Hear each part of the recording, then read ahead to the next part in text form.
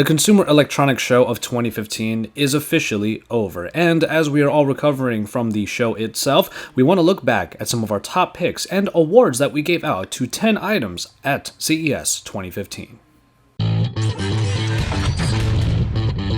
If you really want to enhance your Android audio experience, then these two speakers just might be the ones you're looking for.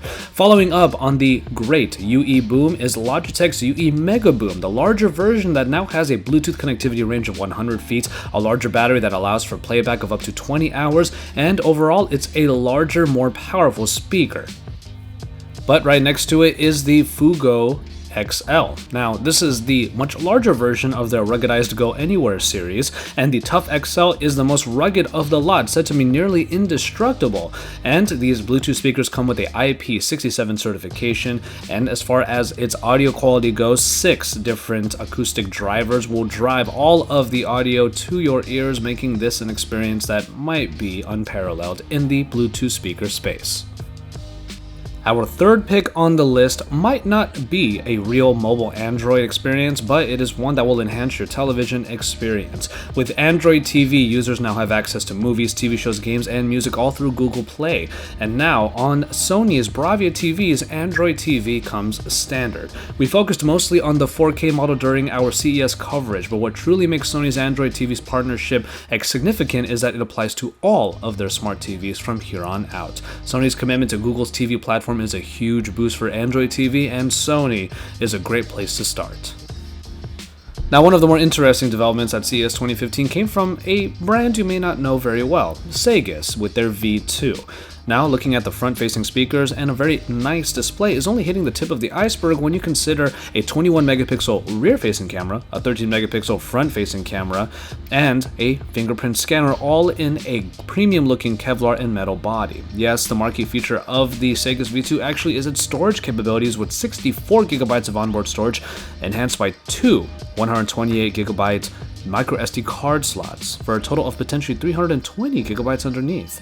This is a phone that basically pads every single thing you would want in a phone, and if you are looking for the absolute most in your smartphone, the SAYGUS V2 just might be the one you're looking for. The fifth pick on this list of 10 goes to the YOTAPHONE 2. Yes, this is a phone that came out a couple of months ago, but Yota's presence at CES 2015 was a great way for the company to showcase their unique phone to the US market, on which it will be coming, as we have been told, pretty soon this year. The YOTAPHONE 2 packs great hardware, of course, but the big story of the smartphone is the e-ink display that's found on the back. With a slew of software features like the Yota Mirror and the Yota Snap, you'll be able to take advantage of the rear of the screen and be able to have a very different take when addressing a common issue with most current smartphones: battery life. This device may not feature the latest and greatest in terms of specifications, but the rear display is far from just a gimmick, as it has already been proven not only in the first version of the YOTAPHONE, but in the second one that we have already given a pretty great review of here at Android Authority. As we've seen recently with TVs, watches, and now automobiles, Android is not just limited to smartphones and tablets. And if you want to take your Android experience to a much larger scale, then probably what you're looking for is the ZTE S Pro 2, a projector that is also a 4G LTE hotspot device and brings all of the capabilities of Android. This Pico projector is capable of outputting a 720p image of up to 120 inches in size with a brightness of 200 lumens. And those might be enough already for a projector to be very great, but we also have autofocus and auto keystoning, which is a very big deal for any projector. USB 3.0 and HDMI connections with audio on the back allow you to connect anything you need to this projector. Don't forget that 5-inch screen up front that will allow you to control everything via a full Android iteration. This is the kind of device that puts everything you need into one place, and you can think of a lot of different situations to be able to use a smart projector much like this, which is why the S Pro 2 gets one of our picks of CES 2015. While HTC may not have broken the mold on their Desire line at CES 2015, the newest iteration, the 826, looks to be a way for them to show that they've learned some lessons from the previous, the Desire Eye.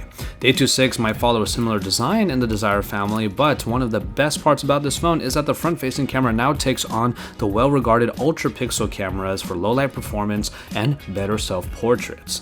Now, you can already see on the front that the camera is a little bit larger, and that is one of the main additions when it comes to the Desire line. line. Nonetheless, everything underneath is still a nice performing phone, and with good ergonomics despite its slightly larger screen, we give the Desire 826 a top pick of CES 2015 because it is a continuation of a line that we do enjoy from HTC.